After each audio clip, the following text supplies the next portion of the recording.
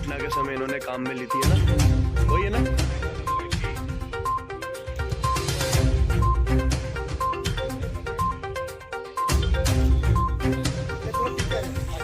एक मिनट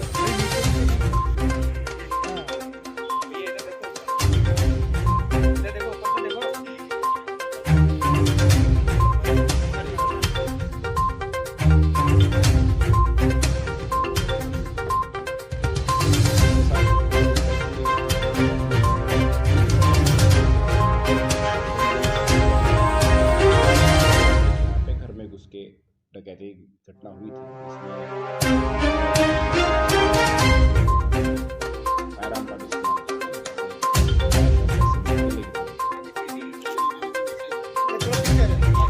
एक मिनट नहीं नीचे भाई दे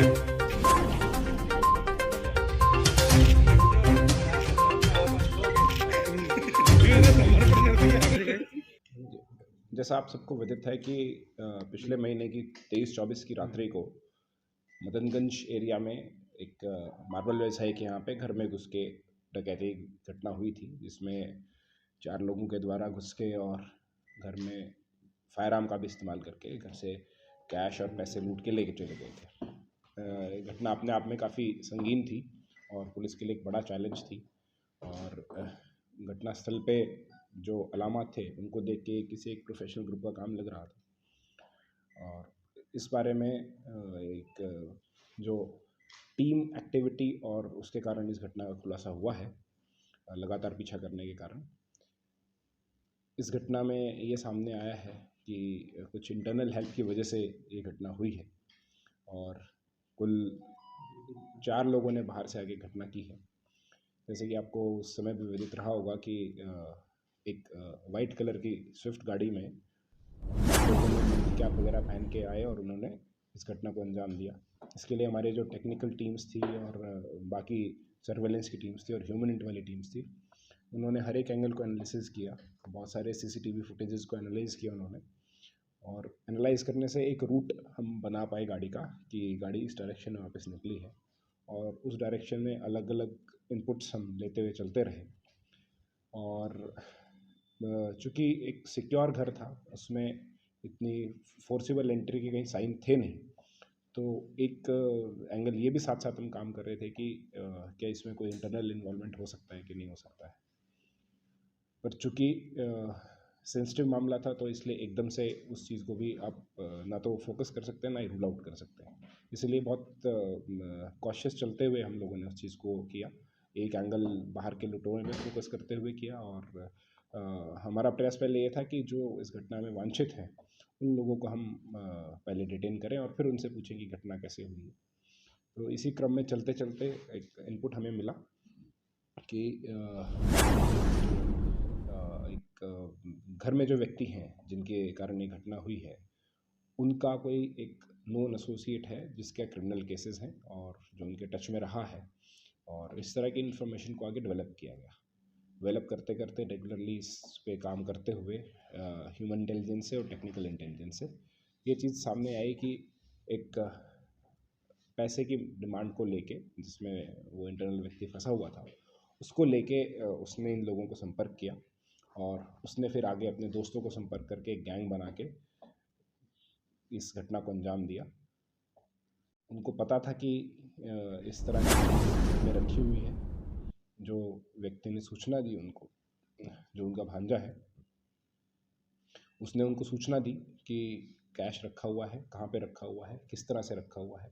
क्योंकि जैसे हम भी मौके पे पहुंचे थे तो परिवार वालों की तरफ से भी ये इनपुट था कि जैसे लोगों को ये एकदम बिल्कुल नॉलेज थी कि किस जगह पे कहाँ पे जाना है उनको। दरवाजे भी अंदर से खोले गए इसी की हेल्प करने के लिए और इसी इंटरनल हेल्प की वजह से ये घटना हुई है। इस घटना को करने में टोटल 4 लोग थे और एक ये व्यक्ति था जिसमें से 3 को गिरफ्तार किया गया है जिनके नाम यश, विजय और शैतान हैं। इनके पुराना क्रिमिनल रिकॉर्ड रहा है और इनके लूट के और इस टाइप के मुकदमे भी पूरे रहे हैं पुराने। उनके बारे में भी पूछताछ कर रहे हैं, खंगाल रहे हैं रिकॉर्ड को। लेकिन ये इंटरनल हेल्प के कारण ये घटना हुई है और एक व्यक्ति भी फरार है जिसको दस्तयाब करने के प्रयास किए जा रहे हैं। हो रही थी ये पूरी? ये कुछ दिनों से प्लानिंग चल रही थी क्योंकि किसी कारण से रुपए की आवश्यकता होने के कारण से जो वहाँ रहता था उसने इन लोगों को संपर्क किया, और उसमें से एक को संपर्क किया और उसने आगे फिर लोगों से आगे और टच किया, जिससे कि इस घटना को किया जा सके और पैसे ले जा सकें। रिलेटिव कौन था, क्या नाम? जो रिलेटिव है वो उनका भांजा है। मैं चूँकि नाबालिग है इसलिए बात नाम नहीं बताएंगे। सर, ये तीनों कहाँ के रहने वाले हैं सर? जी, तीनों कहाँ के रहने वाले हैं जो आरोपी? ये इसमें से 2 लोग ब्यावर के हैं और 3 लोग ब्यावर के हैं, और एक जो फरार आरोपी है वो कहीं सवाई माधोपुर साइड का है, और बाकी जो नाबालिग व्यक्ति है उसको नियमानुसार निरुद्ध किया गया है और आगे उसकी कार्रवाई की जाएगी। उसकी भी कोई बरामदगी वगैरह? स्कूल स्टूडेंट है जी। कोई बरामद भी हुआ? जी बिल्कुल बरामद हुई है, गाड़ी बरामद हुई है, और जो उन्होंने कैश वैश लिया है वो इस घटना की पहले रेकी की थी उन्होंने आके पहले प्लान भी किया है, सब लोग मिले हैं इससे पहले। और जैसे शुरू में एक बार ये गाड़ी आई उसमें इसने घटना नहीं की, क्योंकि उस समय तक इसको ग्रीन सिग्नल नहीं मिला था। फिर ग्रीन सिग्नल मिलने के बाद ये लोग आए हैं, घर में घुसे हैं, और ये तक बात हुई है कि इस घटना को सही रूप देने के लिए इसमें फायर भी किया जाए, और जो इंटरनल जिसकी मिलीभगत है उसने ये भी कहा कि आप मेरे पैर पे गोली मार देना ताकि ये घटना सही लगे। इस तरह की बात भी सामने। अभी हम इन लोगों का रिमांड लेंगे और ये सारी चीज़ें हम रिकवर करेंगे, होपफुली सारी चीज़ें हम जल्दी रिकवर करेंगे। एक व्यक्ति जो फरार है उसको भी शीघ्र डेथ स्टैप किया जाएगा।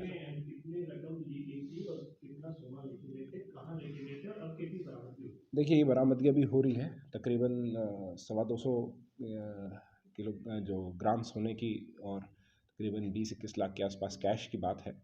बट चूँकि अभी बरामदगी इनसे पूरी नहीं हो पाई जितनी अभी हमारे पास टीम के थ्रू मैक्सिमम बरामदगी हम कर रहे हैं, और आगे भी जैसे हम इनका रिमांड लेंगे तो रिमांड पे बाकी बरामदगी करने की कोशिश करेंगे। जी देखिए ये पूरा प्लान इनकी एक्टिविटी थी, ये कहाँ से जाना था, कहाँ से आना है, किस तरह रेकी करना है, किस तरह मूव करना है, वो सारी चीज़ें इनकी प्लान थी। और ये जो फ़ोन भी आपको शुरू में अगर ध्यान हो तो एक फ़ोन ये लेके चले गए थे, वो फ़ोन भी इसी प्लानिंग के तहत लेके गए थे ताकि इनको ट्रेस आउट नहीं किया जा सके। उसी प्लानिंग के तहत फ़ोन लेके गए थे। बाद में पुलिस ने वो फ़ोन 15 दिन के बाद बरामद किया था, लेकिन फ़ोन तब तक वाइप आउट हो चुका था और ब्रेक हो चुका था, तो रिकवर उससे नहीं हो पाया उतना मटेरियल। लेकिन हम अब एफएसएल को उसको भेज के और रिकवर करने की कोशिश करेंगे।